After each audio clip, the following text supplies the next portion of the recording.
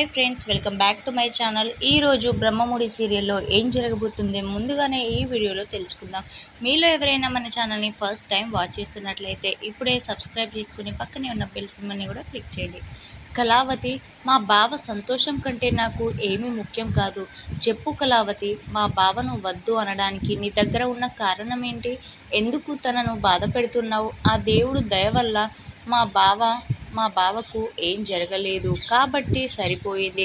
ఒకవేళ ఏదైనా అయి తన ప్రాణాలు పోయి ఉంటే ఏంటి పరిస్థితి అంటుంది యామిని తెలివిగా. ఆ మాటలకు కావ్య లాగిపెట్టి యామినిని కొట్టేస్తుంది. క్షణం కూడా ఆలోచించకుండా ఇంకొకసారి ఆయన గురించి ఇలా పిచ్చివాగుడు వాగావంటే బాగుండదు అని చెప్తుంది.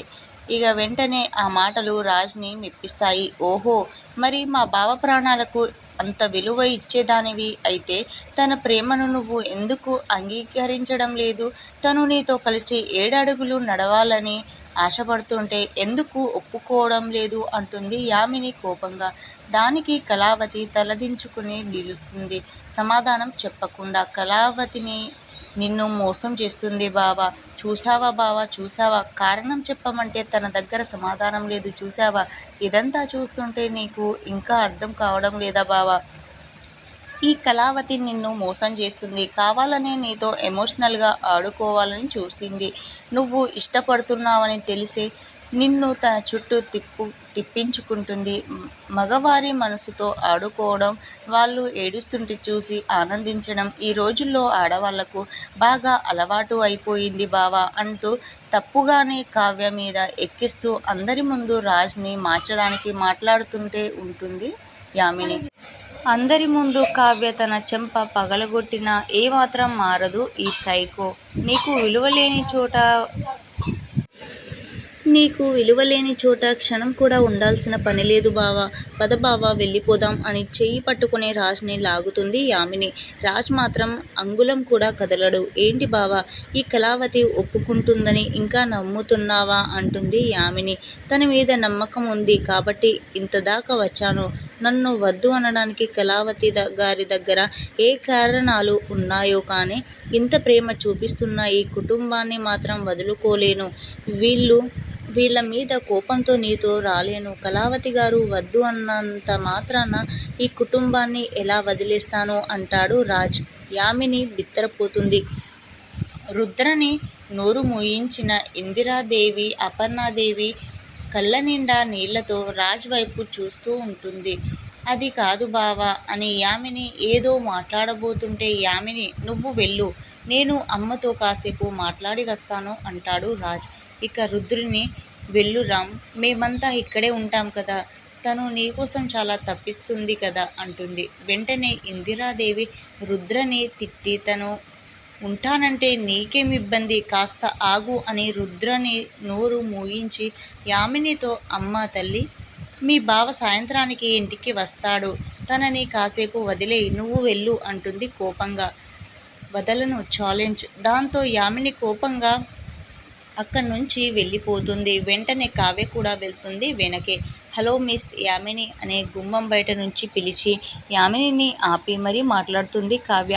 ఏంటి లోపల తెగ రెచ్చిపోయి మాట్లాడుతున్నావు ఏంటి? ఇంకా ఆయన నీ సొంతం అవుతారని ఇంకా కలలు కంటున్నావా? అది ఎప్పటికీ జరగదు అని కావ్య అంటుంది. జరుగుతుంది అని యామిని అంటుంది. ఇలా ఇద్దరి మధ్య వాదనలు, ఛాలెంజ్లు ఎప్పటిలానే సాగాయి. అయితే ఆ క్షణంలోనే యామిని సైకోయిజం బయటపడుతుంది. రాజ్ని తిట్టి పడేసిన అపర్ణాదేవి, ఇందిరాదేవి, రాజ్ నాకు మాత్రమే సొంతం కావాలి. ఒకవేళ నువ్వు చెప్పినట్లు నాకు సొంతం అవ్వలేదు అంటే మాత్రం ఇంకెవరికి సొంతం కానివ్వను, వస్తాను, బాయ్ అని యామిని వెళ్ళిపోతుంది. అంటే రాజ్ని అవసరం అయితే చంపడానికి కూడా సిద్ధమే అనే అర్థం అంటుంది యామిని మాటలో. కావ్య ఆ మాటల్ని పెద్దగా పట్టించుకోదు. ఇక సీన్ కట్ చేస్తే రాజ్తో అపర్ణాదేవి, ఇందిరాదేవి పక్కకు తీసుకెళ్ళి మరీ కోపంగా మాట్లాడుతూ ఉంటుంది. అది నో చెబితే ప్రాణాల మీదకు తెచ్చుకుంటావా? ఇలాంటి పిచ్చి పని చేస్తావా? బుద్ధి ఉందా అని తిట్టి పారేస్తుంది. ఇందిరాదేవి కూడా అలానే తిడుతుంది. వారి ప్రేమను అర్థం చేసుకున్న రాజ్ వాళ్ళు అలా ఏడుస్తూ తిడుతుంటే ఆ ఎమోషనల్ని అర్థం చేసుకుంటాడు రాజ్ నవ్వుతూ. సారీ అమ్మా, సారీ నానమ్మ, ఇంకెప్పుడు ఇలా చెయ్యను, జాగ్రత్తగా ఉంటాను, సారీ. మీరు ఇందాక తలకి కట్టుతో వచ్చినప్పుడే మీ అందరిలో నా మీద ప్రేమను చూశాను. ఇంత ప్రేమను ఎలా దూరం చేసుకుంటాను? అయినా ఏది జరిగినా మంచే అంటారు కదా. ఈ చెడులో కూడా మంచే జరిగింది నాకు. కళావతి గారి మనసులో నా మీద ప్రేమ ఉందని తెలిసింది. తనను ఏదో కారణం ఆపుతుంది తప్పితే తనకు నా మీద ప్రేమ లేదు అన్నది అబద్ధం. ఆ కారణం ఏంటో తెలుసుకుంటాను అని పాజిటివ్గా స్పందిస్తాడు రాజ్.